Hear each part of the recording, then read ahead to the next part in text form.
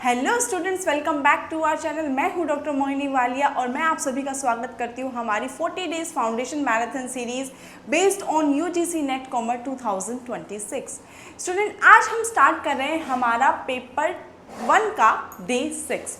और जैसा कि आप जानते हैं कि आज हमारा ये जो सीरीज़ है उसका मेन मोटिव है कि आपकी बेसिक से फाउंडेशन तक हम आपको स्ट्रॉन्गली बिल्ड करवा सकें, जिससे कि आपकी यूजीसी नेट कॉमर्स 2026 की प्रिपरेशन एक प्रॉपर डायरेक्शन से आगे बढ़ते रहे और आपको कोई भी प्रॉब्लम को फेस ना करना पड़े। स्टूडेंट्स, अगर अभी आपने हमारी प्रीवियस क्लासेस को सही तरीके से कॉन्टिन्यूसली फॉलो करते हुए आप हमारी इस वाली क्लास तक आए हैं, तो इसका मतलब है कि आपका जो बेस है वो बहुत हद तक स्ट्रॉन्ग हो चुका होगा अब, और आपको अब क्वेश्चंस को कैसे अटेम्प्ट करना है और उसमें कैसे अपने कॉन्सेप्ट को अप्लाई करना है वो आप सभी को समझ में भी आ चुका होगा। स्टूडेंट्स, अगर आपने अभी तक हमारी प्रीवियस क्लासेस को नहीं देखा है तो प्लीज़ हमारे चैनल पर जाकर प्लेलिस्ट में आपको सभी सीरीज़ के साथ आपको सारी वीडियोस मिल जाएंगी। तो स्टूडेंट्स, प्लीज़ जाकर विजिट ज़रूर कीजिए, और अगर आपने अभी तक हमारे चैनल को सब्सक्राइब नहीं किया है तो चैनल को सब्सक्राइब ज़रूर कर लीजिए और साथ साथ बेल आइकन ज़रूर प्रेस कीजिएगा स्टूडेंट्स, क्योंकि बेल आइकन अगर आप प्रेस नहीं करेंगे तो आपके पास अपडेटेड नोटिफिकेशंस नहीं आ पाएंगे। क्योंकि स्टूडेंट्स, आप जानते हैं कि कंसिस्टेंसी ही सिलेक्शन की सबसे बड़ी की होती है। तो stay focused and keep learning students. चलिए स्टार्ट करते हैं आज का हमारा session without wasting our time with our first question. क्या कहता है हमारा first question? National knowledge commission was established in the year. Student, ये क्वेश्चन जैसे कि आप देख रहे हैं कि बहुत बार रिपीट हो रहा है। हमारे नेशनल नॉलेज कमीशन के बारे में बार बार आपसे पूछा जा रहा है। कभी ये पूछा जाता है कि कहाँ पे इस्टेब्लिश्ड है, कभी ये पूछा जाता है कि इसका काम क्या है, कभी ये पूछा जाता है कि ये इस्टेब्लिश कौन से ईयर में हुआ था। तो स्टूडेंट, इसको आप थोड़ा सा ज़्यादा फोकस करके कीजिएगा, ठीक है। तो यहाँ पे हमारा सही आंसर हो जाता है 2005। जो हमारा नेशनल नॉलेज कमीशन है ये इस्टेब्लिश हुआ था 2005 में। चलिए, error can creep into interview due to following factors. Students, यहाँ पे बात की जा रही है कि कौन से ऐसे कारण होते हैं जिसमें इंटरव्यू जब हम कंडक्ट करवाते हैं तो उसमें जब प्रॉब्लम्स आने के क्या कारण हो सकते हैं, यानी कि किन कारणों की वजह से इंटरव्यू जो है उसमें एरर आने के चांसेस रहते हैं। सबसे पहला है हमारा failure to record answers accurately. बिल्कुल सही बात है स्टूडेंट। अब मैं किसी का इंटरव्यू अगर लेने के लिए बैठूं, उन्होंने बोला यस, मैंने लिख लिया नो, तो यहाँ पे क्या हुआ, यहाँ पे एरर होने के चांसेस हो गए। दैट मीन्स क्या है कि मैंने उनके आंसर को एक्यूरेटली रिकॉर्ड नहीं किया है, तो ये भी एक हमारी एरर का कारण होता है। नेक्स्ट है influencing the response of the respondent. मैं यहाँ पर रिस्पोंडेंट को इन्फ्लुएंस कर रही हूँ, नहीं आप ये जवाब मत दीजिए, आप ये वाला जवाब दीजिए, ठीक है। यानी कि मैं उनको इन्फ्लुएंस कर रही हूँ कि आप मेरी बात को सही कीजिए। तो यहाँ पर क्या होगा, यहाँ पर भी एरर होने के चांसेस होंगे। जो हमारा रिस्पोंडेंट है वो अपने राइट ओपिनियन हम तक नहीं पहुँचा पाएगा, तो ये भी एक हमारा एरर का ऑप्शन रह जाता है। Interviews are intelligent. यहाँ पे अब जिसका हम इंटरव्यू ले रहे हैं वो इंटेलिजेंट है, तो ये तो एरर होने के चांसेस नहीं है ना, तो ये हमारा यहाँ पर गलत हो जाता है। Interviewer is able to explain the question well. अब अगर मैं इंटरव्यू लेने वाली हूँ और मैं अपने क्वेश्चन को बहुत ही अच्छी तरीके से एक्सप्लेन कर रही हूँ और मेरा इंटरव्यूवी जो है वो भी बहुत अच्छी तरह से मेरे क्वेश्चन को समझ रहा है, तो फिर वहाँ एरर के चांसेस नहीं है, तो ये भी हमारा यहाँ पर गलत हो जाता है। नेक्स्ट है failure to establish appropriate interview environment. यहाँ पर देखिए स्टूडेंट, अगर बहुत ही ज़्यादा नॉइस हो रही है, आपको सही तरीके से मेरी बात ही समझ में नहीं आ रही है, इनएप्रोप्रिएट एनवायरनमेंट है, आपको गर्मी लग रही है, पसीने आ रहे हैं, आप बहुत ज़्यादा सफोकेटेड फील कर रहे हैं, तो how can you explain your answers, ठीक है। तो आप सही तरीके से इंटरव्यू में कंडक्ट ही नहीं करवा पाएंगे। दैट मीन्स ये भी एक आपके एरर का चांस ऑप्शन हो सकता है। तो यहाँ पर स्टूडेंट आपके एरर होने के चांसेस क्या क्या रहेंगे? A, B and E. That is option B will be the right answer for this particular question.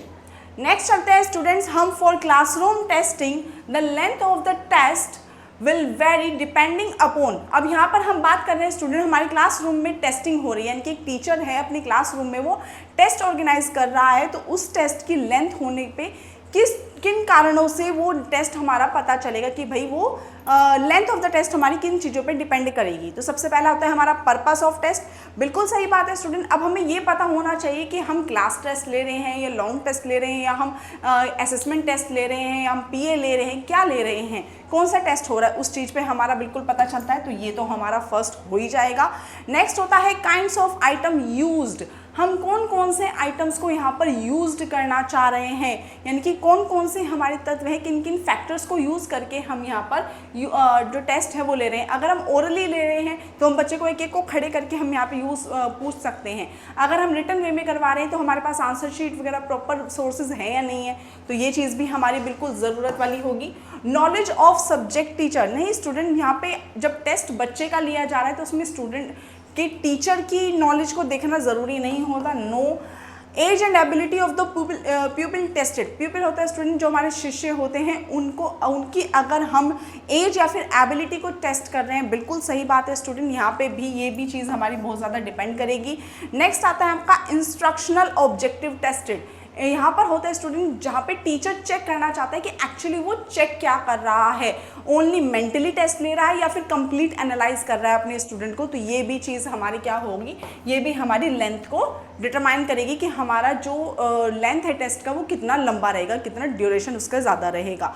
तो यहाँ पे हमारा option A, B, D and E रहेगा student. That is option C will be the right answer for this particular question.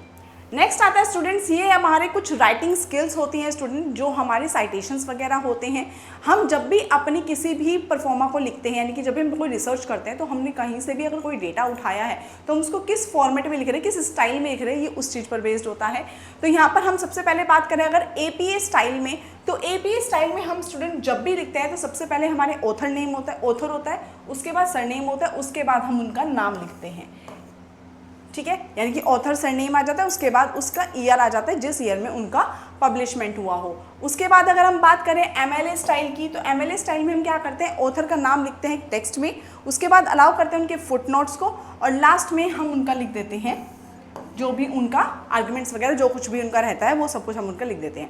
ठीक है, उसके बाद हम बात करते हैं शिकागो स्टाइल में। तो शिकागो स्टाइल में हम क्या करते हैं, ऑथर और उसके बाद उनकी डेट मेंशन की जाती है जिस ईयर में उन्होंने वो मेंशन किया होता है। उसके बाद IEEE जो होता है उसमें हम करते हैं numbers in square brackets. This theory मतलब हम यहाँ पे क्या करते हैं, जो हमारे नंबर्स होते हैं उसको ब्रैकेट में कर देते हैं। ठीक है, तो ये आपके कुछ मेथड्स होते हैं स्टूडेंट, ये लिखने के होते हैं, ये तो आपको याद ही करने होंगे कि कौन सा किस में जाता है। एक आधा याद कर लीजिए, वहाँ पे जो लगेगा आपको सही हो जाएगा। ठीक है, यानी कि इसके अकॉर्डिंग आपका ऑप्शन 1 आपका सही हो जाता है, दैट इज। चलिए let's move to our next question. यहाँ पे कहता है which among the following are used as general aptitude test. Student यहाँ पे बात की जा रही है जो आपके जनरल एप्टीट्यूड टेस्ट होते हैं। ठीक है, सबसे पहले हम यहाँ पे देखते हैं हमारा test of cognitive skills. Test of cognitive skills में हम क्या देखते हैं स्टूडेंट, यहाँ पे हम चेक करते हैं एबिलिटीज़ जो कि आपकी इन्वॉल्व होती है थिंकिंग की। ठीक है, कि हम अपनी किस हद तक हम अपनी थिंकिंग को लेकर जा सकते हैं। तो ये तो बिल्कुल आपका सही हो जाएगा यहाँ पे, क्यों, क्योंकि जनरल एप्टीट्यूड टेस्ट में हमारी लॉजिकल थिंकिंग तो हमारी देखी जाएगी ना, कि हम किस हद तक किसी चीज़ पर सोच रहे हैं। नेक्स्ट आता है आपका Otis Lennon school ability test. इसमें क्या होता है स्टूडेंट, इसमें हम देखते हैं हमारी रीजनिंग और थिंकिंग एबिलिटी कैसी होती है, यानी कि प्री से हमारी 18th तक चेक किया जाता है, यानी कि प्री जो स्कूलिंग के बच्चे होते हैं और 18 ईयर तक के बच्चे होते हैं उनके बीच में ये हमारा कैलकुलेशन की जाती है कि उनकी एप्टीट्यूड टेस्ट कितना अच्छा है, कितनी उनकी रीजनिंग पावर अच्छी है, कितनी उनकी थिंकिंग एबिलिटी अच्छी है। ठीक है, नेक्स्ट आता है आपका मेट्रोपॉलिटन अचीवमेंट टेस्ट। ये स्टूडेंट हमारा नहीं होता है, ये हमारा जनरल टेस्ट में नहीं आता है, क्योंकि ये हमारा दूसरे लेवल का चला जाता है, ये हमारा IQ लेवल पे जाता है, तो ये इसके अंदर नहीं आता है। नेक्स्ट आता है Boehm test of basic concept revised. ये हमारा, इसमें हम क्या करते हैं स्टूडेंट, हमारे यहाँ पे कॉन्सेप्ट यूज किए जाते हैं किंडर गार्डन्स के लिए, यानी कि जो छोटे बच्चे होते हैं उनके लिए, फर्स्ट और सेकंड ग्रेड तक के जो बच्चे होते हैं उनके लिए हम यहाँ पर अपनी एक रिसर्च एबिलिटी को देखते हैं, तो ये भी हमारा इसी में आ जाता है। लास्ट आता है आपका थर्स्टॉन टेस्ट। ये भी स्टूडेंट्स आपका IQ लेवल का होता है, ये भी आपकी जनरल एप्टीट्यूड टेस्ट का नहीं होता है। ठीक है, तो ये आपका ऑप्शन यहाँ पे कट हो जाता है। That means option A, B and D, that is B will be the right answer for this particular question. Next students आता है आपका identify the fallacy committed in the following argument. Student सबसे पहले तो आपको ये पता होना चाहिए कि पॉलिसी एक्चुअली होती क्या है। पॉलिसी होती है स्टूडेंट जब भी हम कोई भी हमें स्टेटमेंट दी हुई हो और उस स्टेटमेंट से अगर हम सही कंक्लूजन तक नहीं पहुंच पा रहे होते हैं तो उसी को ही हम पॉलिसी फॉर्मल बोलते हैं। ठीक है, अब यहाँ पे आपको कुछ पॉलिसी फॉर्मल के कुछ यहाँ पर आर्ग्यूमेंट्स दिए हैं। Argument from ignorance, fallacy of irrelevant conclusion, fallacy of false cause and fallacy of equivocation. ठीक है, पहले मैं आपको इन सब के मतलब बता देती हूँ। सबसे पहले हम बात कर रहे हैं आर्ग्यूमेंट फ्रॉम इग्नोरेंस। यहाँ पर क्या होता है स्टूडेंट, जब हमारे पास कोई भी प्रूफ नहीं होता है, बिना प्रूफ के अगर हम कोई भी सच या गलत मान ले, ठीक है, तो वो होता है हमारा आर्ग्यूमेंट फ्रॉम इग्नोरेंस, यानी कि जहाँ पर हमारे पास कोई भी तथ्य नहीं है, कोई भी प्रूफ नहीं है अपनी बात को साबित करने के लिए। ठीक है, नेक्स्ट आता है आपका policy of irrelevant conclusion. Irrelevant conclusion का मतलब क्या हो गया स्टूडेंट, यहाँ पे हम अनरिलेटेड कंक्लूजन दे रहे हैं। ठीक है, यानी कि कोई भी किसी से रिलेट कर ही नहीं रहा है, फिर भी यहाँ पर कंक्लूजन दिया जा रहा है। लास्ट आता है आपका, नेक्स्ट आता है आपका policy of false cause. Policy of false cause होता है स्टूडेंट जब गलत कॉज एंड इफेक्ट रिलेशनशिप बना दिया जाता है। ठीक है, यानी कि कॉज एंड इफेक्ट रिलेशनशिप जो आप बना रहे हैं वो आपका गलत बेस पे बन रहा है। ठीक है, लास्ट आता है आपका पॉलिसी ऑफ इक्विवोकेशन। ये होता है स्टूडेंट जब एक ही वर्ड को आर्ग्यूमेंट में डिफरेंट मीनिंग्स में यूज किया जाता है और कंक्लूजन आपका गलत क्रिएट हो जाता है, यानी कि कंक्लूजन आपका सही यहाँ पर पेस्ट नहीं हो पाता है, वो आपका कहलाता है पॉलिसी ऑफ इक्विवोकेशन। ठीक है, चलिए देखते हैं अब यहाँ पर क्या बात की जा रही है। An elephant and animal. ठीक है, एक जो एलिफेंट है वो एक जानवर है, यहाँ पर बात की जा रही है, इसीलिए therefore a small elephant is a small animal. अब यहाँ पे स्टूडेंट बात समझिएगा, जो आपका वर्ड है स्मॉल, इस स्मॉल को अलग अलग शब्दों में यूज किया जा रहा है।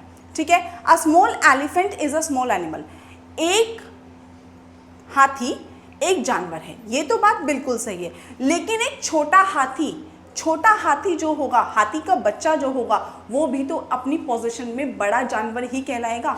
ठीक है, हाथी का जो बच्चा है वो अपनी शेप में बच्चा है, लेकिन जब वो बड़ा होगा तब वो बड़ा जानवर कहलाएगा, इसलिए हम उसको छोटा जानवर नहीं बोल सकते हैं, स्मॉल एनिमल उसको नहीं कहा जा सकता। यानी कि यहाँ पे क्या किया जा रहा है, सेम वर्ड को हम यहाँ पर डिफरेंट मीनिंग्स में यूज कर रहे हैं। ठीक है, जिससे हमारा कंक्लूजन इफेक्ट हो रहा है। दैट मीन्स क्या है, ये हमारा पॉलिसी ऑफ इक्विवोकेशन चलता है, यानी कि यहाँ पर क्या कर रहे हैं, एक सेम वर्ड को डिफरेंट मीनिंग्स में यूज कर रहे हैं। ठीक है, तो ये हमारा क्या है, यहाँ पर ये हमारा पॉलिसी क्रिएट कर रहा है, पॉलिसी ऑफ इक्विवोकेशन।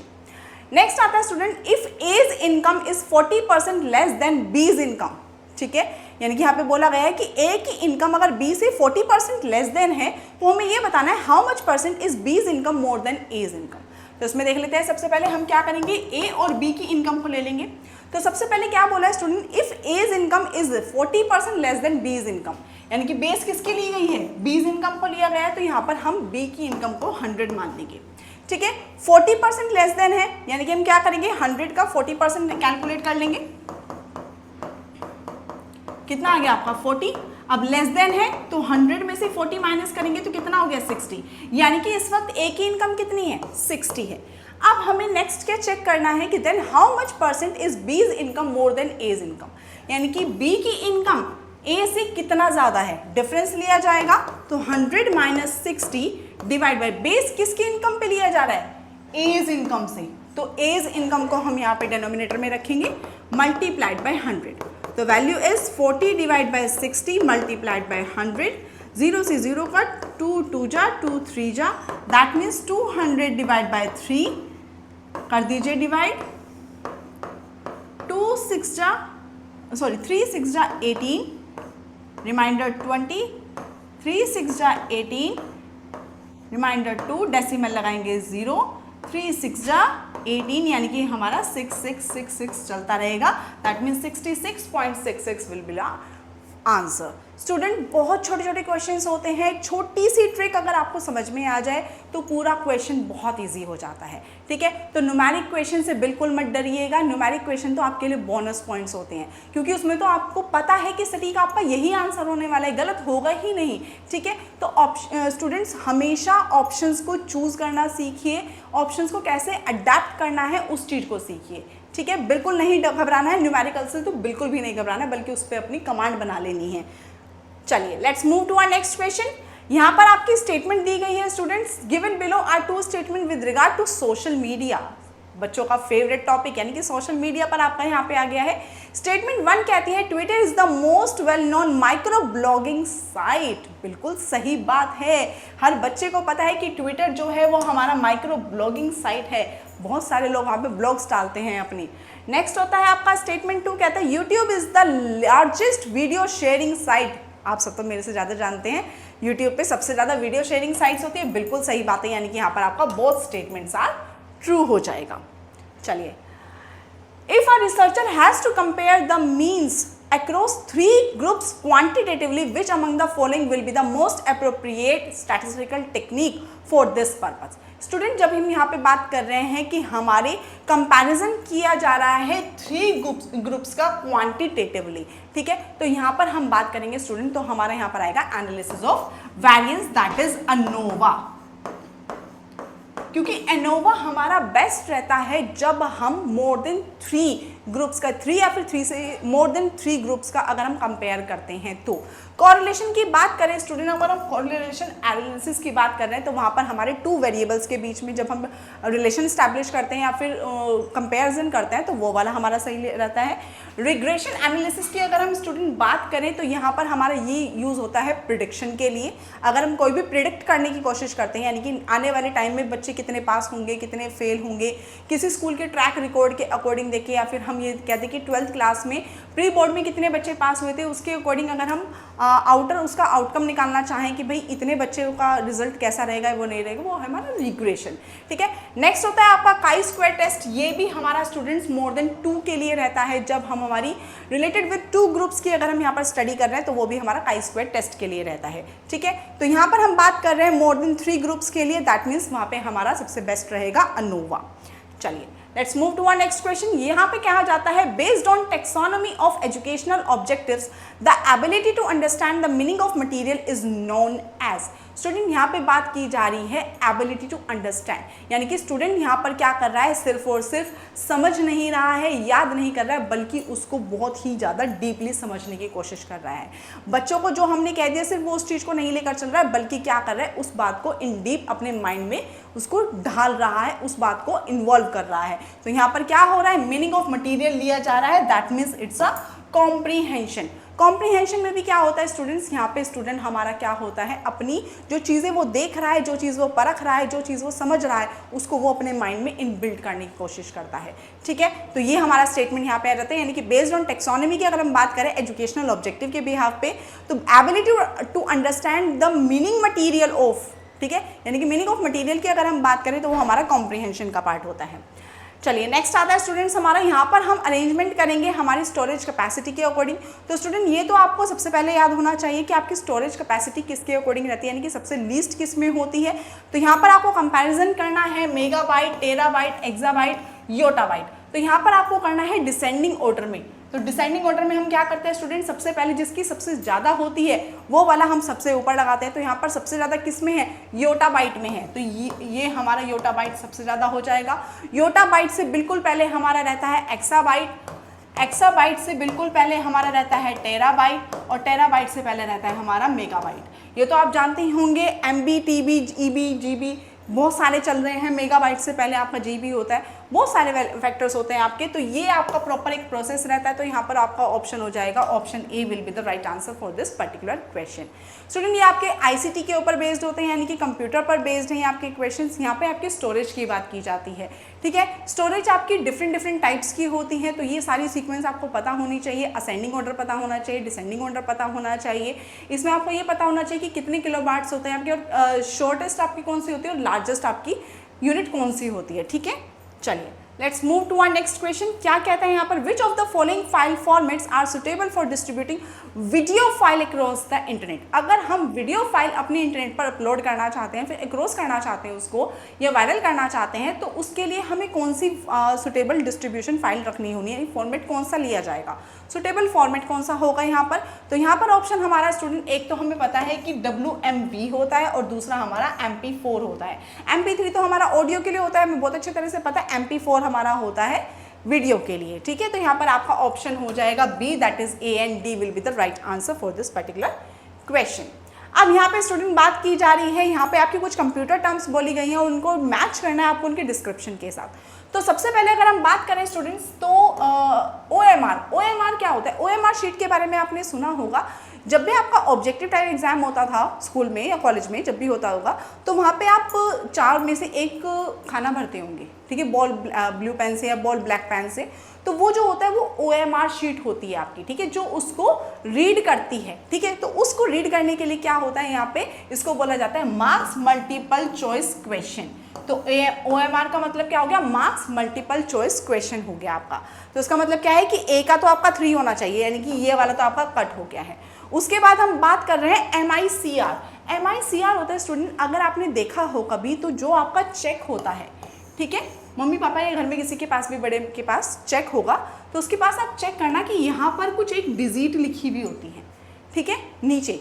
बैंक जो होता है उस चेक के थ्रू, उस रीडिंग के, ये जो लिखा होता है उसके थ्रू वो ये बता सकता है कि ये चेक कौन से बैंक से है, कौन सी ब्रांच से है और कौन सी सिटी से है, ठीक है। उसके अकॉर्डिंग ये जो हमारा चेक किया जाता है ये हमारा कहलाता है कोड। कोड जो हमारा चेक पर लिखा होता है उस कोड को रीड आउट करना, यानी कि used by the bank to read codes, ठीक है। यहाँ पर बैंक के द्वारा जो चेक पे और लिखा हुआ है उसको रीड करना, यानी कि यहाँ पर बी का ऑप्शन क्या हो जाएगा? 1, that is option 1 will be the right answer. Next हम पढ़ते हैं रैम। रैम आप स्टूडेंट जानते हैं रैंडम एक्सेस मेमोरी होती है आपकी, बहुत शॉर्ट टाइम के लिए आपकी डेटा को स्टोर करके रखती है, यानी कि क्या होता है? Stores program and data temporarily, ठीक है, शॉर्ट टाइम के लिए आपके पास संभाल के रखती है। लास्ट होता है आपका फायरवेल। फायरवेल क्या होता है स्टूडेंट? ये अनऑथराइज्ड एक्सेस करता है आपके कंप्यूटर का, तो ये आपका यहाँ पर आ जाता है, प्रिवेंट करता है आपके कंप्यूटर का अगर कोई भी अनऑथराइज्ड एक्सेस हो रहा है अगर आपके फ़ोन से। तो यानी कि आपका ऑप्शन क्या हो जाएगा? Option 1 will be the right answer for this particular. We are coming to our next question, question number 14। ये हमारा क्या कहता है स्टूडेंट? ये आपके पास आ जाती है, एक फिर से सीरीज आ जाती है। इस सीरीज में हम क्या करेंगे स्टूडेंट? जैसे हमारी नंबर सीरीज में हम देखते थे हमारा पैटर्न क्या चल रहा है, बिल्कुल सेम हम इस ट्रिक में भी यही देखेंगे कि यहाँ पर कौन सी ट्रिक वो यूज़ कर रहे हैं, कौन सी सीक्वेंस वो अपनी फॉलो करते जा रहे हैं। तो सबसे पहले हम यहाँ पर देखते हैं GT, JR, MP, PN और नेक्स्ट, ठीक है। तो उसके लिए हम सबसे पहले क्या करेंगे स्टूडेंट? फर्स्ट को फर्स्ट के साथ लिंक करेंगे, ठीक है। तो यहाँ पर क्या हो रहा है? GHI, J, K, L, M, N, O, P, Q, R। तो यहाँ पे वर्ड कौन सा आ जाएगा? S। तो यहाँ पे लेटर आपका यूज हो रहा है S, ठीक है। तो इसका मतलब क्या है कि B और D तो आपका यहाँ पर गलत हो जाता है, ठीक है। नेक्स्ट हम बात कर रहे हैं यहाँ पर T को R से लिंक करेंगे, R को P से, P को N से, और N के बाद हम यहाँ पर नया लेटर अपना सर्च करेंगे। तो स्टूडेंट यहाँ पर आप देख रहे होंगे कि T से पहले R आता है, R से पहले P आता है, P से पहले N आता है, यानी कि यहाँ पर क्या चल रही है? यहाँ पर एक रिवर्स में लाइन चल रही है, ठीक है। तो हम यहाँ पर देखेंगे N, O, P, Q, R, S, T, यानी कि एक एक लेटर का यहाँ पर बीच में हो रहा है। तो इसका मतलब क्या है? N से पहले क्या आता है? M, और M से पहले यहाँ पर क्या आता है? L। तो इसका मतलब क्या हो जाएगा? हमारा सीक्वेंस जो सेट हुआ है दैट इज SL, यानी कि option C will be the right answer. Student यहाँ पे देखिए ऑप्शन उन्होंने बहुत ही ज़्यादा नज़दीक का लगाया हुआ है। बच्चे क्या करते हैं? जल्दबाजी में यहाँ पर M लगा कर आ जाते हैं। आपको जल्दबाजी नहीं करनी है, पेशेंस के साथ काम करना है। पेशेंस के साथ करेंगे तो क्वेश्चन गलत नहीं होगा, सही अटेम्प्ट होगा, ठीक है। चलिए let's move to our next question. यहाँ पर स्टूडेंट बात हो रही है Ramesh goes to north then turn right. यहाँ पर हमारा जो रमेश है वो नॉर्थ की तरफ जा रहा है और उसके बाद उन्होंने राइट डायरेक्शन लिया है, then turns right again and then goes to left. In which direction is Ramesh now? हम यहाँ पर देखना है कि रमेश अभी कौन सी डायरेक्शन में फेस कर रहा है। स्टूडेंट ये हमारा जो क्वेश्चन आता है ये डायरेक्शन बेस्ड होता है। डायरेक्शन बेस्ड क्वेश्चन में हम क्या करते हैं? सबसे पहले अपनी डायरेक्शंस को बना लेते हैं। डायरेक्शंस आप जानते हैं ईस्ट, वेस्ट, नॉर्थ, साउथ, ये हमारी चारों डायरेक्शंस होती हैं, ठीक है। सबसे पहले हमने स्टार्ट किया है रमेश को, रमेश ये वाला पॉइंट हो गया। अब वो नॉर्थ की साइड जा रहा है, नॉर्थ का मतलब क्या हो गया? अपवर्ड साइड जा रहा है, अपवर्ड साइड चला गया। अब जाकर उन्होंने क्या किया? राइट टर्न लिया। तो नॉर्थ साइड में स्टूडेंट हम जानते हैं कि जो नॉर्थ का राइट होता है वो ही हमारा राइट होता है। तो अब उन्होंने राइट टर्न लिया, that means he moves to this side. उसके बाद उन्होंने फिर दोबारा राइट टर्न लिया है, फिर से वो इस डायरेक्शन में आ चुके हैं। अब उन्होंने क्या किया है, अब उन्होंने वहां से लेफ्ट टर्न लिया है। स्टूडेंट अगर वो राइट लेते तो इधर होते, अब उन्होंने लेफ्ट लिया है तो वो इधर के साइड हो गए हैं। अब हमें बताना है वो कौन सी डायरेक्शन में इस वक्त फेस कर रहे हैं। अब स्टूडेंट उनकी डायरेक्शन क्या है, ये एरो है, ठीक है, और ये एरो आपका किधर जाता है, this arrow belongs to east, यानी कि यहाँ पर ऑप्शन क्या हो जाएगा आपका C, that is east will be the right answer. Student यहाँ पर आपको ये देखने की जरूरत है कि आपका जो पर्सन है वो किधर की तरफ फेस किए हुए है, ठीक है। अगर यहाँ पर उसने आपसे ये वाला पॉइंट पूछा होता तो यहाँ पर क्या होता, साउथ हो जाता, ये पूछा हो जाता तो ईस्ट होता, ये होता तो नॉर्थ होता, यहाँ पर पूछा है तो ईस्ट होगा, ठीक है। स्टूडेंट यहाँ पर आपको बहुत अच्छी तरह से पता होना चाहिए कि आपको कौन सी चीज़ को आंसर करना है। क्या पता अगर वो आपसे ये पूछता कि इस वक्त जहाँ पर रमेश है उसका घर उस डायरेक्शन में होगा, या फिर जो उसका ओरिजिनल पॉइंट है वो कौन सी डायरेक्शन में होगा, तो वो जस्ट अपोजिट हो जाता, यानी कि वो वेस्ट होता, ठीक है। तो स्टूडेंट आपको बहुत अच्छी तरीके से समझना है कि कौन सा क्वेश्चन में क्या पूछा जा रहा है, ठीक है। चलिए let's move to our next question. यहाँ पर बोली जा रही है बात स्टेटमेंट, फिर से आपके पास दो स्टेटमेंट्स आ गई हैं। फर्स्ट स्टेटमेंट कहती है the length of a tree increases at a rate of 5% every year on its previous years length, यानी कि एक पेड़ की जो लेंथ है वो अपने हर साल यानी कि प्रीवियस ईयर से 5% की दर से इंक्रीज होती रहती है एवरी ईयर।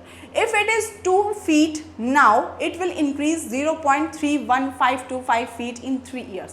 तो ये तो हमें कैलकुलेट करना होगा। इसके लिए स्टूडेंट्स आपने कंपाउंड इंटरेस्ट का एक फॉर्मूला सुना होगा, A is equals to P multiplied by 1 plus R upon 100 की पावर n।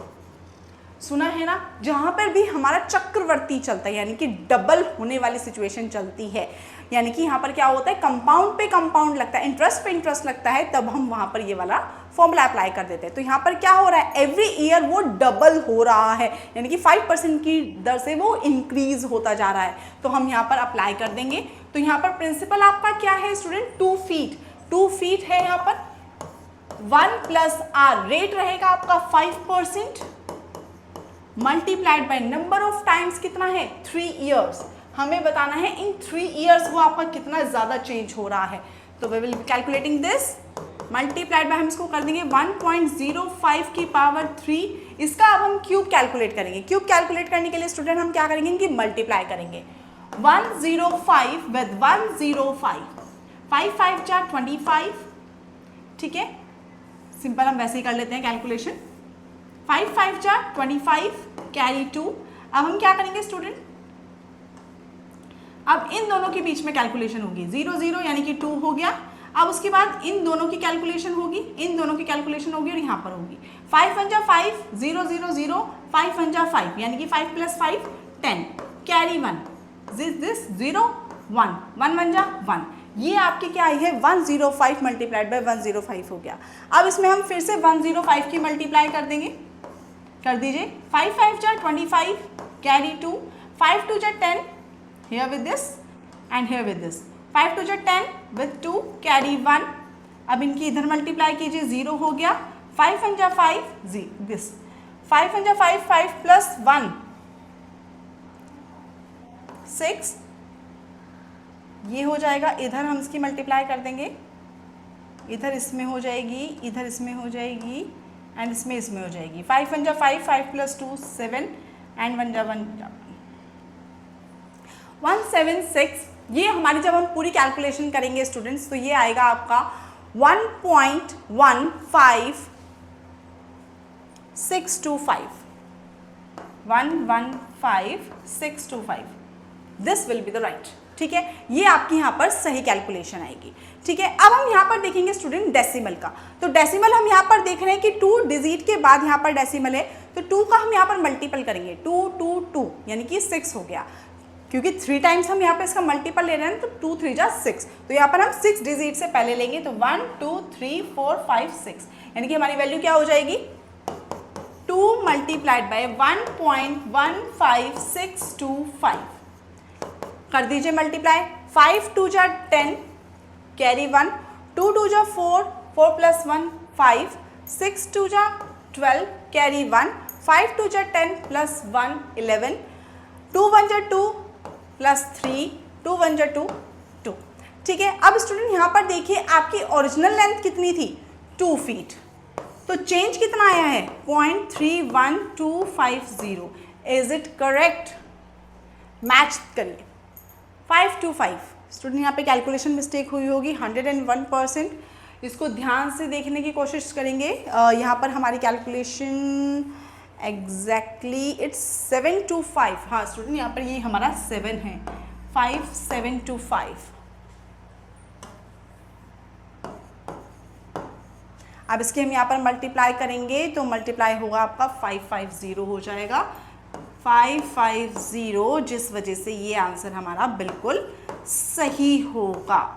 ठीक है, तो ये ऑप्शन आपका क्या हो जाएगा, ये स्टेटमेंट आपकी यहाँ पर बिल्कुल सही हो जाएगी। स्टूडेंट कैलकुलेशन बहुत ध्यान से करने वाली चीज़ है। एक छोटा सा सिंगल सा मतलब एक इधर से उधर भी अगर लिखा गया ना तो पूरी कैलकुलेशन गलत हो जाती है। ठीक है, बहुत ध्यान से करिएगा, बिल्कुल जल्दबाजी नहीं करनी है कैलकुलेशन करने में।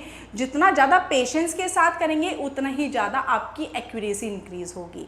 ठीक है, चलिए अब हम देखते हैं हमारी नेक्स्ट स्टेटमेंट क्या कहती है। नेक्स्ट स्टेटमेंट है आपकी, a vendor sell an item for 56 rupees, ठीक है, and making a profit of 40%। अब यहाँ पे उनकी कॉस्ट प्राइस बतानी है कि 40 रुपीज़। अब हम यहाँ पे क्या देख लेंगे स्टूडेंट, कॉस्ट प्राइस उन्होंने बोल दी है हमें 40, सेलिंग प्राइस उन्होंने बोला है हमें 56। अब हमें यहाँ पे देखना है कि आप प्रॉफिट परसेंट क्या 40% ही हो रहा है या नहीं। तो डिफरेंस देखते हैं, प्रॉफिट हमारा क्या होता है, selling price minus cost price, that means 16 divide by, profit हमेशा किस पे निकलता है, कॉस्ट प्राइस पे निकलता है, डिवाइड बाय 40 मल्टीप्लाइड बाय 100। 0 से 0 कट, 4 4 जा 16 यानी कि 40%। यस एब्सोल्युटली, बिल्कुल सही आ रहा है, यानी कि स्टेटमेंट 2 आपकी बिल्कुल सही है, यानी कि option A, that is both statements are true. चलिए let's move to our next question. यहाँ पे बात की जा रही है, a teacher to be an effective communicator should resort to. यहाँ पे बात की जा रही है स्टूडेंट एक टीचर की जो इफेक्टिव कम्युनिकेटर भी है। ठीक है, इफेक्टिव कम्युनिकेटर का मतलब क्या हो गया, अगर टीचर इफेक्टिवली अपने बच्चों को कुछ नहीं समझा पा रहा है तो फिर उसमें क्या रीजन रहते हैं। तो सबसे पहला है आपका acquisition of elicit background. Student एक बात बताइए, अब मुझे आपको कोई चीज़ कम्युनिकेट करनी है तो मुझे उसमें आपके बैकग्राउंड के बारे में जानने की कुछ नॉलेज रहेगी क्या, मुझे इसमें आपके बारे में पता होना चाहिए कि आपको प्रीवियसली क्या पता है क्या नहीं पता है, या फिर आप किस बैकग्राउंड से आते हैं, आपका घर कहाँ पे बिलोंग करते हैं। मुझे तो इससे कोई मतलब नहीं है यार कि मैं तो आपके साथ सिर्फ और सिर्फ एक इफेक्टिव कम्युनिकेट कर रही हूँ, तो यहाँ पर ये हमारा ज़रूरत नहीं है।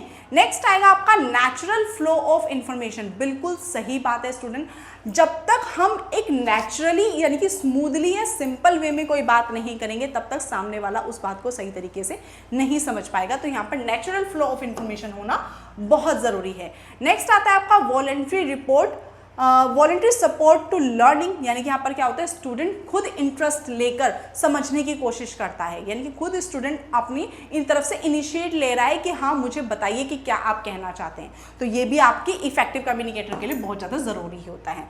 नेक्स्ट आता है a system of immediate and regular feedback. बिल्कुल सही बात है स्टूडेंट। अब मैं आपसे क्या करती हूँ, जब भी मैं आपको कुछ बताती हूँ तो मैं आपको कहती हूँ ना कि अगर आपको समझ में आ रहा है तो प्लीज़ कॉमेंट कीजिए, अगर कोई डाउट है तो प्लीज़ कॉमेंट कीजिए, अपने डाउट हम तक पहुँचाइए। आपसे भी बार बार पूछा जाता है क्योंकि यहाँ पर क्या होता है स्टूडेंट, इमीडिएट फीडबैक से क्या होता है, आपकी इफेक्टिव कम्युनिकेशन होती है। ठीक है, अब मैंने आपको कुछ बता दिया है, आपकी तरफ से अगर कोई चीज़ बताई जाएगी, आपकी तरफ से अगर कोई भी कंप्लेन आती है, कोई भी प्रॉब्लम आती है तो हम उस चीज़ पे वर्कआउट करेंगे। ठीक है, तो ये क्या होता है, ये एक इफेक्टिव कम्युनिकेशन का पार्ट हो जाता है, तो ये भी आपका बहुत ज़्यादा ज़रूरी होता है। नेक्स्ट होता है आपका कॉन्वोल्यूटेड प्रेजेंटेशन। कॉन्वोल्यूटेड प्रेजेंटेशन होता है स्टूडेंट बहुत ही ज़्यादा डिफिकल्ट लैंग्वेज में आपको समझाना।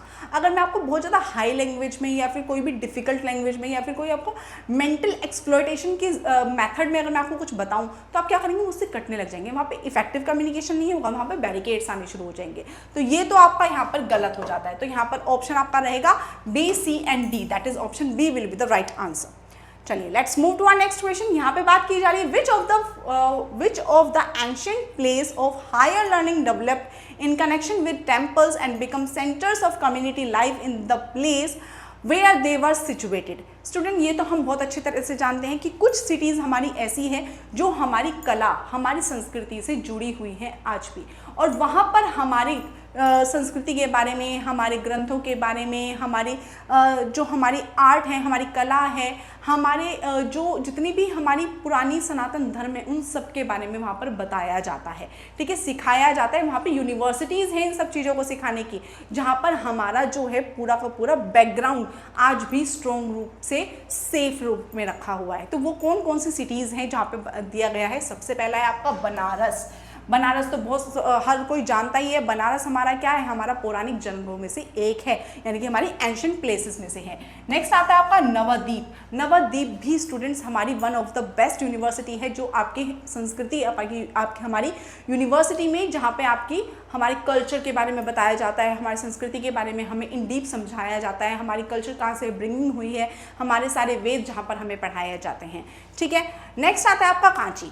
कांची तो हम सब लोग जानते हैं, काशी सब जानते हैं ना, भगवान शिव जी की नगरी, बिल्कुल बहुत प्यारी नगरी है हमारी।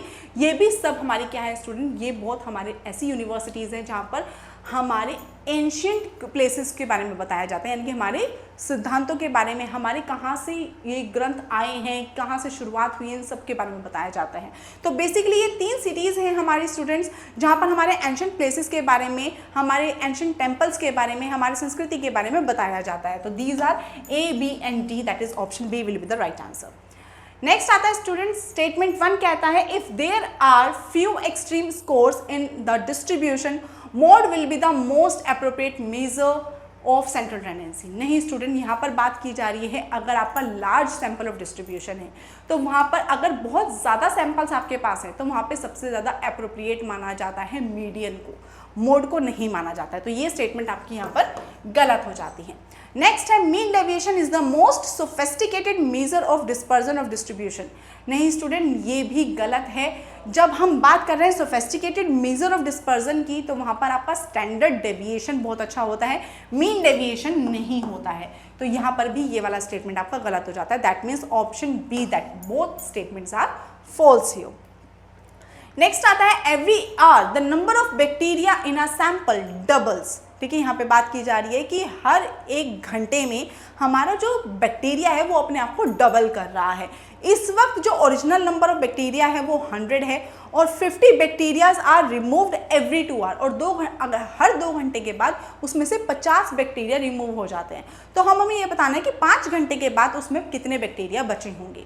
तो सबसे पहले हम बात कर रहे हैं फर्स्ट आवर की। तो फर्स्ट आवर में अभी हमारे पास ओरिजिनल बैक्टीरिया कितने हैं? 100, जो कि अब डबल हो जाएंगे, यानी कि 200 बैक्टीरियाज हो जाएंगे। ठीक है, अब हम बात कर रहे हैं सेकेंड आवर की।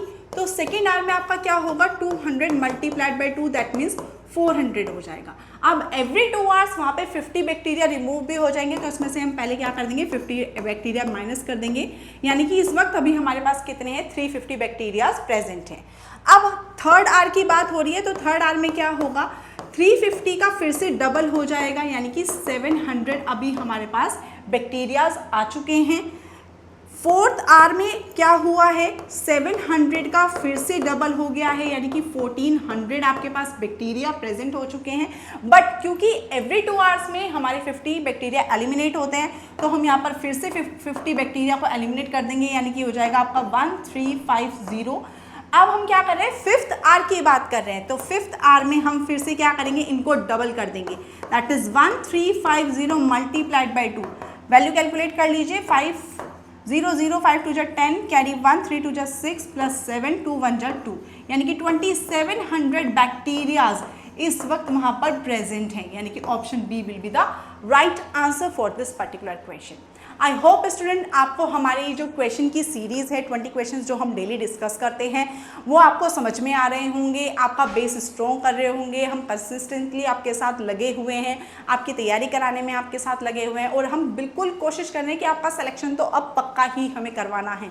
स्टूडेंट, ये जो हमारी 40 डेज़ की फाउंडेशन मैराथन सीरीज़ है, प्लीज़ इसके हमारे साथ अपना सपोर्ट दिखाइए, अपना प्यार दिखाइए। अगर आपको हमारी वीडियोज़ अच्छी लग रही हैं तो उनको प्लीज़ लाइक कीजिए, शेयर कीजिए, सब्सक्राइब कीजिए, अपने फ्रेंड्स के साथ शेयर ज़रूर कीजिए। और अगर आपको कुछ भी डाउट लग रहे हैं या आप चाहते हैं कि हम कुछ भी इम्प्रूवमेंट लेकर आएँ या फिर आप कुछ भी हमें फीडबैक देना चाहते हैं, तो प्लीज़ स्टूडेंट्स कमेंट ज़रूर करके बताइए।